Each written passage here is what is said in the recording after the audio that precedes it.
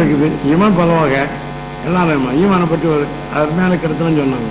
அப்போ ஹிலாபத்தை பற்றி ஈமான் கொண்டாடுமாங்க, அது நேற்று சொன்ன கருத்துக்கள்ல. அப்புறம் பார்த்தா தான் கரெக்டு, படிச்சதுதானா, ஆனால் மறந்து போயிடுச்சு.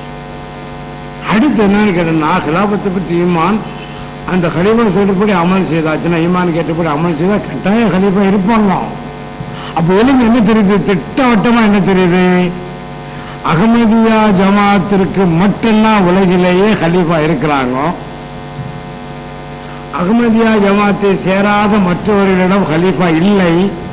இறைவனால தேர்ந்தெடுக்கப்பட்ட ஒரு தலைவர் இல்லை என்ற என்ன அர்த்தம், ஒன்று ஈமான் இல்லைன்னு அர்த்தம், அல்லது நற்செயல்கள் இல்லைன்னு அர்த்தம், அல்லது ரெண்டுமே இல்லைன்னு அர்த்தம். அதான் அர்த்தம். இதான் தெரியுது எனக்கு. அப்போ ரெண்டுமே இல்லை, ஒன்னாச்சு இருந்தா இன்னொன்னு இருக்கும். நற்செயல் ரொம்ப ஒரு சின்ன அளவுக்கு இருக்கிற எது நற்செயல், அதை பற்றி மக்கள்கிட்ட பேசும்போது மனசாட்சிக்கு விரோதமா நடக்காம இருக்கணும் அப்படிங்கிறாங்க. அப்படி எல்லாம் சொல்லலை, நபிமார்களும் சொல்லலை. மனசாட்சிக்கு விரோதமா நடக்கக்கூடாது, மனசாட்சிக்கு ஏற்றபடி நடக்கணும்னா, நீங்க 600 கோடி பேர் இருக்கிறாங்களே, 600 கோடி பேர் மனம் என்னன்னா, மனம் ஒரு குரங்கு. குரங்கு என்ன செய்யும், தாவத்தாலும் செய்யும். அதே மாதிரி மனம் தசனம் சொல்லிட்டான், கரெக்டா சொல்லிட்டான். ஒரு மனமும் ஒரு மாதிரிலாம் இருக்கு. ஆகவே மனசாட்சிக்கு விரோதமா நடக்கக்கூடாது, மனசாட்சிப்படி கட்டுப்படி நடந்தானே போதுமோ, எல்லாம் எங்க சொல்லியிருக்கான். அப்படிலாம் கிடையாது.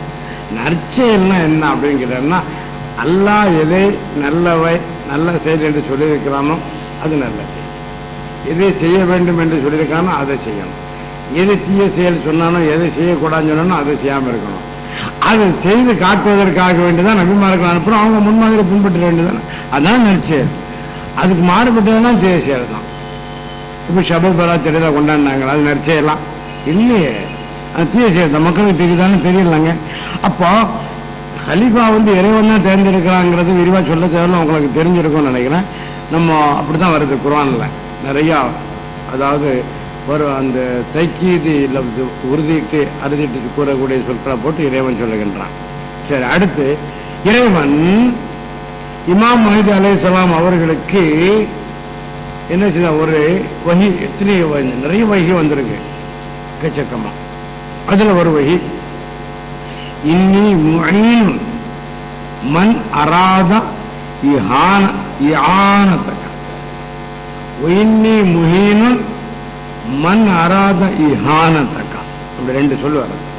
இதுக்கு என்ன அர்த்தம், நிச்சயமாக நான் மிர்சா குலாம் அஹமது அவர்களே, அவர்களுடைய அவங்களுக்கு வந்தவை, உமக்கு உதவி செய்யக்கூடிய உதவி செய்யணும் என்று விரும்புகிறார்களே அவர்களுக்கு நான் உதவி செய்வேன்.